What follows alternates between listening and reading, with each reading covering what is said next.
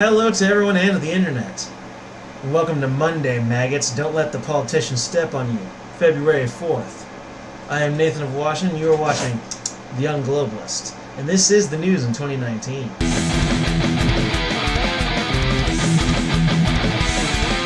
Alright everybody, so apparently some the Middle Eastern activists in white helmets apparently were planning to film some staged chemical attacks in the Middle East.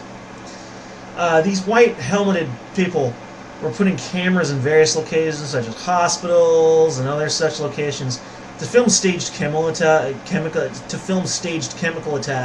with chlorine-based cocktails. The chlorine doesn't really seem like all that harmful, though it does cause a rather nasty burning sensation when it comes in contact with skin. But Moscow has urged Washington to withdraw its troops from Syria as soon as possible, like ASAP, calling for the return of all Syrian territories to the Damascus government's control. Which, technically, that would be the right moral thing to do. But of course, you know, it's our government, and they never do that. The Russian Defense Ministry said on September 11th, 2018, that foreign-sponsored terrorists had started filming scenes of a staged chemical attack in Idlib province. So it's most likely very related. These white helmet terrorists are staging these attacks on civilians, and it is further noted that the footage would include scenes of members of the so-called White Helmets aid group helping and treating the residents of Jisr al-Sagur after an alleged barrel bomb chemical weapon attack by the Syrian army. So this is yet another simulated attack by quote-unquote Syria. Yeah, and why would they be doing this to claim false behavior by Syria? Why else? To give Israel license to attack Syria, and then to give the United States license to attack Syria. We are living in a country that is woefully amoral when it comes to war. It's all just a game to make more profit and to get more oil. The United States has warned it would respond to any possible chemical weapons attack by Syrian government forces with retaliatory strikes, stressing that the attacks would be stronger than those conducted by American, British, and French forces last year. On April 14, 2018, the U.S., Britain, and France carried out a string of airstrikes against Syria over a suspected chemical weapons attack on the city of Douma, located about 10 kilometers northeast of the capital, Damascus. Washington and its allies blamed Damascus for the Douma attack, an allegation rejected by the Syrian government on September 11th last year. Russian Deputy Foreign Minister Sergei Ryabkov, I think I'm saying that right, Ryabkov, censured the U.S. threats to U.S. military forces against Syria as part of Washington's blackmail policy. Of course, our alliance with Britain and France, we can just say, oh, that's what they all say, like, the guilty always declare themselves innocent. So why should we believe you? To which to them I would say the same. Are you innocent of propaganda and generating false flags in order just to do whatever the hell you want? Same logic applies. There's lots of evidence to suggest the situation in the Middle East is not even close to what the mainstream media like to portray it as. That we, the Americans, guess what? We're probably the bad guys. Our military and our government are probably the bad guys. And Britain and France, I refuse to even recognize the French government. And the British government is straight up despotic at this point. So they're probably in on it. They've probably got similar goals to be met. That would just be my opinion. I think what can honestly be said for absolutely certain is nonetheless that these white helmeted terrorists pretending to be an aid group are trying to create a false flag against Syria. Why? Well, I've already told you what I think why. What matters to you, I guess, is what you think is the reason why. The scenario I present is very believable. Because Because most governments these days are despotic or corrupt in some fashion. The EU has just made that more clear, if anything else.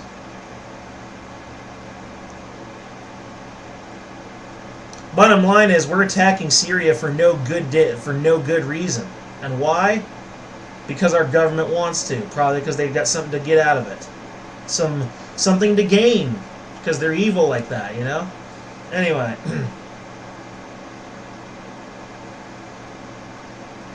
Obama signed the Countering Disinformation Propaganda Act. There will be a link in the description below so you can read this yourself.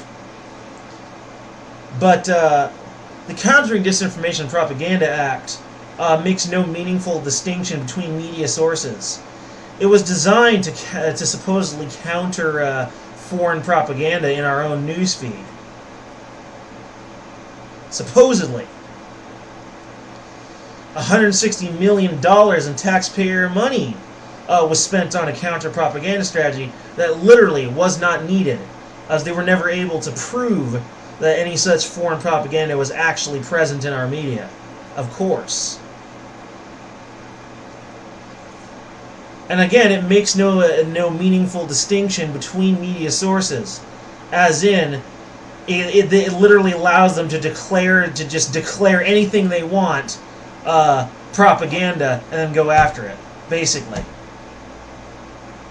It's not stated that way, but but the fact that it's not there means it's like a back door, so they can just sort of sneak that in there, and no one will think twice about it, basically.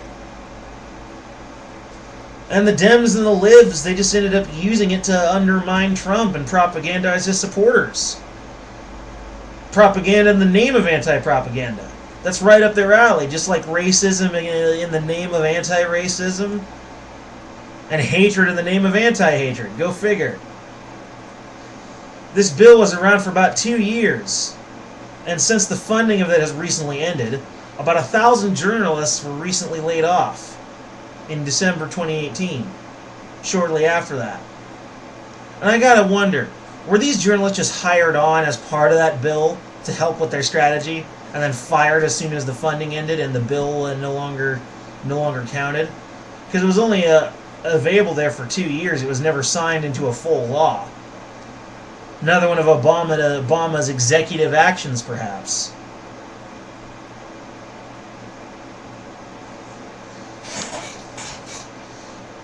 All I really know for sure, and therefore all we really know for sure, is that this Countering Disinformation Propaganda Act, like I said, made no legal distinction between media sources, which means they could just arbitrarily pick out any media source and say, oh, that's propaganda right there. It was completely arbitrary. And of course, we can't count on these people to appropriately decide what does and does not count as propaganda. Of course we can't. Anything that's against their agenda becomes propaganda, so while that was not clearly outlined that it was going to create propaganda in the bill, it left the door open for it to be used to that end.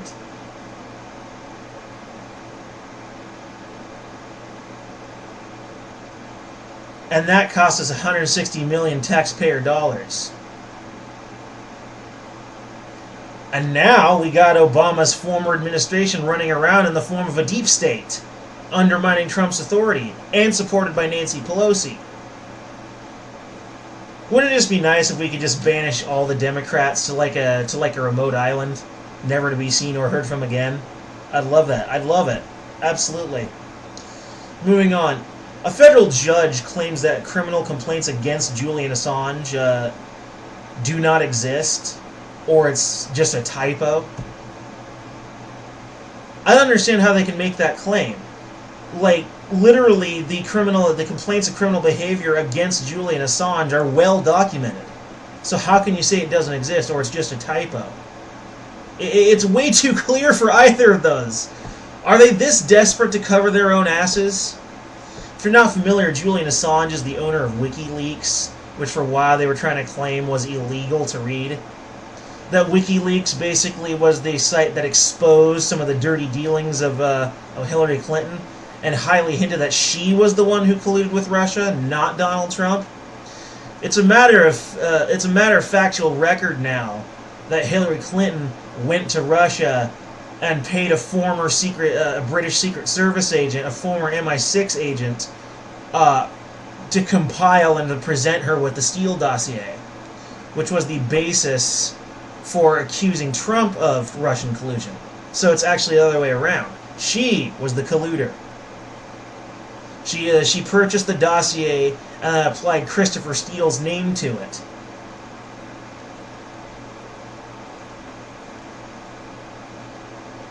So bottom line is, they did make a criminal complaint for a while saying that, oh, reading WikiLeaks is illegal. And then now they're trying to cover their asses once they realize, that the people are wise to them now. It's like, no, I'm sorry. It cannot be a typo. The complaint against Assange is too well documented. Complete idiocy. Next. According to Macron, the yellow vests are a creation of the Russians, of course, and social media. The Russians, always everyone's favorite boogeyman, rather than a reaction to his failing policies. Oh, I see. So it can't be that they're reacting to your failing policies. Oh, no. It has to be that they were inspired by social media and Russian bots. Macron's great and wonderful. He's never made a mistake in his life. Please. His insane fuel tax to try and lower carbon emissions literally drove these people in the initial riots to a near frenzy. And then he tries to claim it has nothing to do with his policies. Yeah, fucking right. It absolutely was his policies. There's no reason to question it. He's a rich globalist piece of shit, who wants to probably even thinks that his poop don't stink. He thinks he's so perfect, and wants to blame everything on the Russians, just like everyone else. Surprise. And you know why Russians are everyone's favorite to pick on is because their national and international policies are just so different from the norm, that they don't go along with the usual party lines. Hell, Putin actually paid off Russia's debt to Rothschild banks and then immediately forced the banks out of the country. That's how different Russia is from most of the world. So that's partly why, they make him out into such a friggin' boogeyman. But, propaganda states always need some kind of boogeyman. Someone else to blame for their problems other than themselves, of course. That's usually how that goes. This is absolutely classic. And finally, for our final story today, even though I myself am a Trump supporter, I have to worry slightly about this. Trump has very curiously, accused Nancy Pelosi of being in bed with human traffickers, even though she has historically fought human trafficking and supported women's rights. Quite heavily, in fact. He's mostly saying this just because she doesn't want the wall. And I've already said what I think what her not wanting the wall is about. It's not about human trafficking. It's about the fact that illegal immigrants, when brought into the country, pretty much always vote for Democrats. And they hide them in sanctuary cities where they can get registered to vote and vote left. It has nothing to do with human trafficking. It has to do with illegal voting for her. She's fought human trafficking aplenty. So this to me seems odd that he would try and make this claim when the record on Pelosi seems quite clear.